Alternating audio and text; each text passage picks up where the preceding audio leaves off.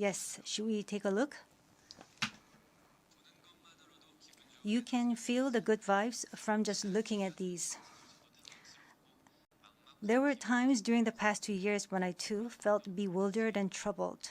But still here, we have people who cry out, let's live on, let's make the best of this moment.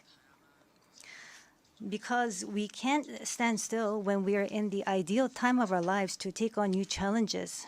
It wasn't as if we could blame anyone, and you must have felt the frustration. Here I'm the same as I was yesterday, but the world changed like we were transported in a flash to a parallel world.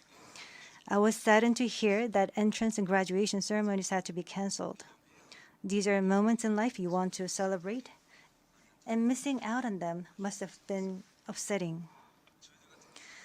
We were heartbroken when our long-planned concert tours were canceled.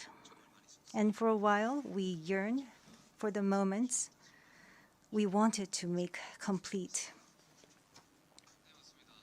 Yes, it was a time for us to mourn for the things that COVID took away from us. A time to discover how precious each and every moment we'd taken for granted were. Suga mentioned the precious things we'd taken for granted, and lots of people answered our question by sharing pictures of their precious moments. Many people showed how they share their moments with nature. I think during these 2 years, they found dear the time they experienced and care for nature. Yes, but maybe because we feel an encroaching sense of dread that our time on this earth is limited, we just talked about the things we mourn, and I shudder to think about mourning for the earth. Everyone agrees that climate change is an important problem, but talking about what the best solution might be, that's not easy. It's a topic that's tough to make conclusions about. Yes, it is a tough discussion, but I learned while preparing for today that there are many young people who have an interest in environmental issues and choose it as their field of study. The future is unexplored territory, and that's where we, more than anyone, will spend our time. So these young people were searching for the answers to the question of how we must live that future. So I hope we don't just consider the future as grim darkness. We have people who are concerned for the world and searching for the answers. There are still many pages left in the story about us, and I thought we shouldn't talk like the ending's already been written. Of course, sometimes the world seems stuck in place even if you're ready to go. Sometimes it feels like you've lost your way. There was a time when we felt the same way.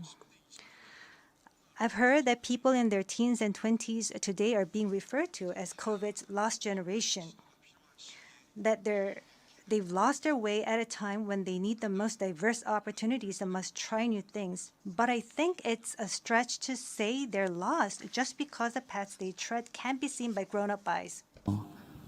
Yes, take a look at these pictures.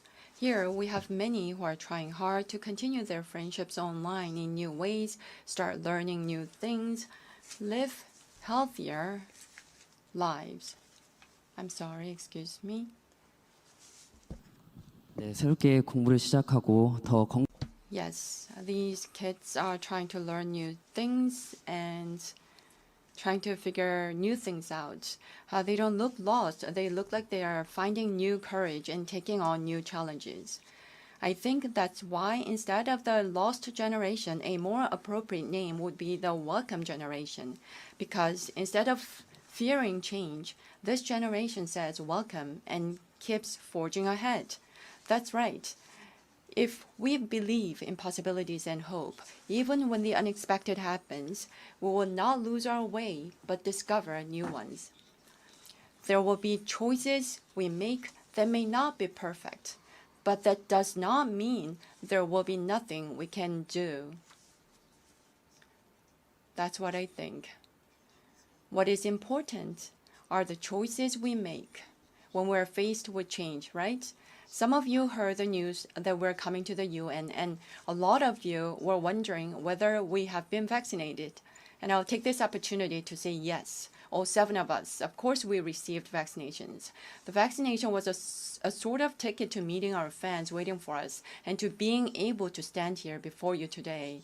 Just like we said in our message today, we too are doing the things that we're able to do right now. Like the vaccinations, efforts are continuously underway to keep this new reality going forward. And I think the day we can meet again face to face is not far away. Until then, I hope we can fill each of our days to the brim with positive energy. We thought the world had stopped, but it continues to move forward. I believe that every choice we make is the beginning of change, not the end. I hope that in this nascent new world, we can all say to each other, welcome.